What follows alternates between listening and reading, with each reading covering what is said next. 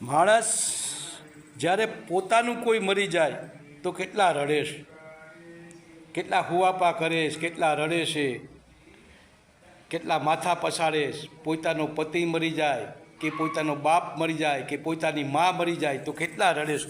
અને આજે માણસ પોતે પોતાનું સારું ઈચ્છવા માટે જનાવરને કાપી નાખે છે અને જનાવર ખાય છે, મટન મચ્છી ખાય છે. તો એ જીવને કેટલું દુઃખ થતું છે. આજે ઘરમાંથી તમારો જીવ ભાઈ વયો ગયો, મા કે બાપ વયા ગયા તો તમને બહુ તરસના થાય છે, તમે કેટલા રડો છો. તો હવે જે જીવ મરે છે, જે જીવને તમે કાપીને ખાવશો તો એ જીવને કેટલું દુઃખ થતું છે.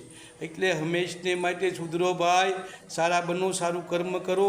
આજે હું વ્રજભૂમિની અંદર આવ્યો છું અને આ વ્રજભૂમિની અંદર ભગવાન શિવજીની પૂજા કરી, રાધાજીના દર્શન કર્યા, રાધાકુંડે ગયા, આ બધાય ફર્યા ભાઈ.